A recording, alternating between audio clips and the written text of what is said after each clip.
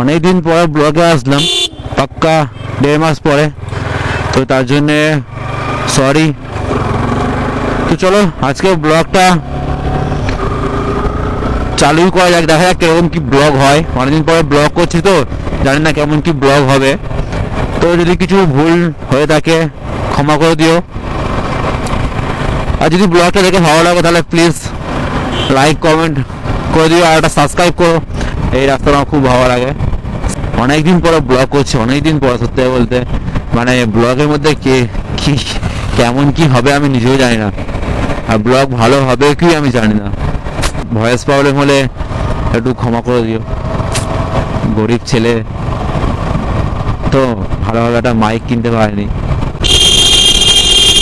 দেখছো এরা হচ্ছে কেমন ছেলে, মানে বুঝতে হয় না, একদিকে দেখে পার হয় কেন আমি বুঝতে পারি না, দুদিকে কেন দেখে না এরা।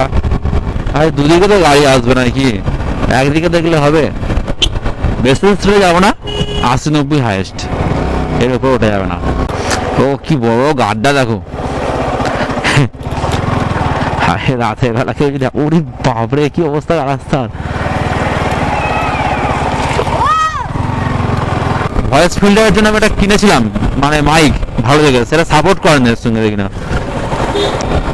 সপ্তাহে 2-3টে ব্লগ করতে হবে, সেরকম করতে হবে। আর বুঝতে পারি না সপ্তাহে 2-3টে কি ব্লগ করব, কোথায় যাব, কি ব্লগ করবো, এগুলো বুঝতেই পারি না। ওরে বাপরে কি জ্যাম রে, জ্যাম প্রচুর। এটা সরু রাস্তা না প্রচুর, আর পাশে ঘর বাড়ি, মানে প্রচুর বাজে অবস্থা এই রাস্তাটায়।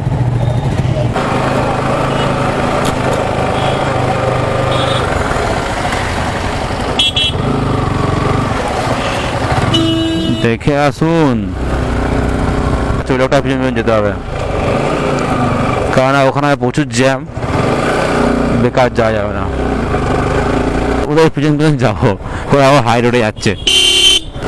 এটা নতুন রাস্তা, কোনোদিন আসিনি আমি বাইক নিয়ে, জানা হয়ে গেল। বাহ, প্রত্যেকটা ভালো রাস্তা।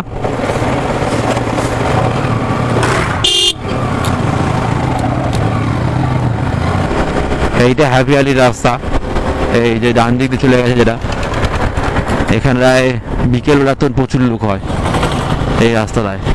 হ্যালো বন্ধুরা, তো গাড়ি সার্ভিস করা গেল, বস গাড়ি সার্ভিস করা হয়ে গেল।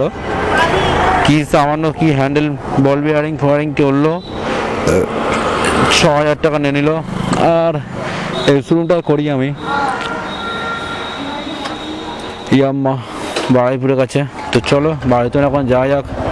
আর ব্লগে কি হচ্ছে, কোথায় কি হচ্ছে আমি বুঝতেই পারছি না, কেননা ইয়াম্মা শোরুমের ভিতরে ব্লগ করতে তো দেয় না, বলে যে ভিডিও করুনি এ করুনি, সব বারণ করছে। মানে হরেনটা একটা হরেন বাজছে তো মানে কিরকম বিচ্ছি লাগে, পি পি করতে।